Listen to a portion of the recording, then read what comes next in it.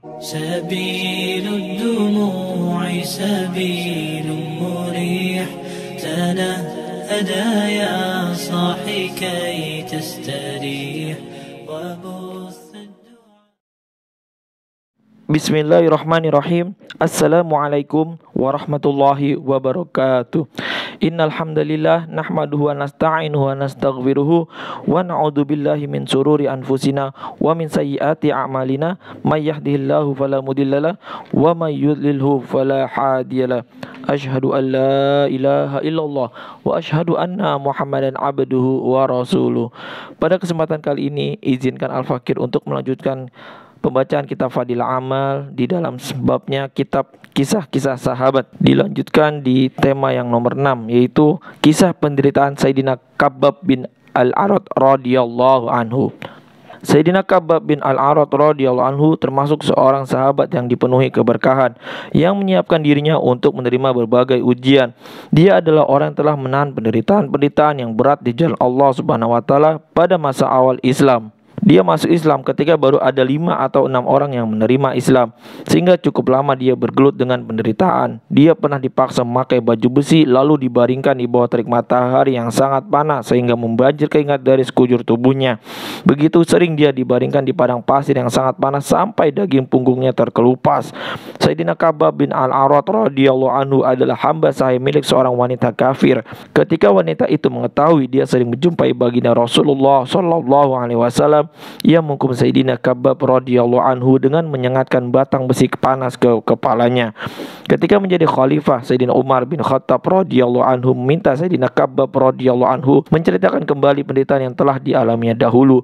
Sayyidina Khabbab radhiyallahu anhu berkata, "Lihatlah punggungku ini." Begitu Sayyidina Umar radhiyallahu anhu melihat punggungnya, dia berseru, "Belum pernah kulihat punggung yang luka separah ini." Sayyidina Khabbab radhiyallahu anhu berkata, "Aku diseret di atas timbunan bara api yang menyala, sehingga lemak dan darah yang mengalir dari punggungku memadamkan bara api itu."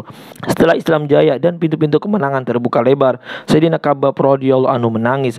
"Saya khawatir penderitaan kita untuk agama telah dibalas di dunia, sehingga tidak ada balasan lagi di akhirat." Sayyidina Khabbab radhiyallahu anhu bercerita, suatu ketika baginda Nabi sallallahu alaihi wasallam sholat begitu panjang, tidak seperti biasanya.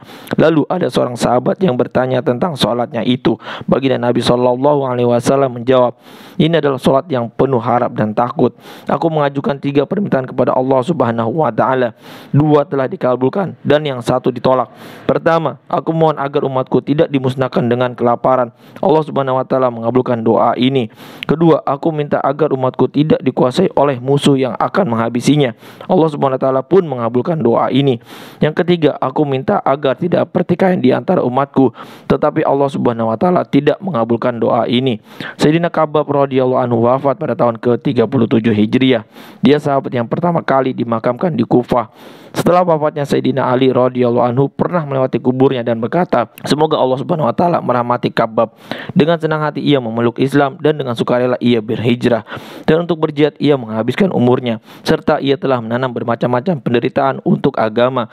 Penuh berkahlah orang yang selalu mengingat hari kiamat dan bersiap-siap untuk menghadapi hari hisab. Ia merasa cukup dengan harta seadanya dan ia membuat ridho Tuhannya. Dari kitab Usudul Ghabah. Faedah: mencari ridho Allah Subhanahu wa taala semata adalah tujuan dari kehidupan para sahabat. Setiap pekerjaan semata-mata untuk mendapat ridhonya. Alhamdulillah, baru saja kita memperdengarkan kisah penderitaan Sayyidina Khabbab bin Al-Arat radhiyallahu anhu. Semoga kita bisa mengambil pelajaran dari kisahnya beliau. Subhanakallahumma wa bihamdika asyhadu an la ilaha illa anta astaghfiruka wa atubu ilaik. Wassalamualaikum warahmatullahi wabarakatuh. سبيل الدموع سبيل مريح تنهدى يا صاحي كي تستريح وبث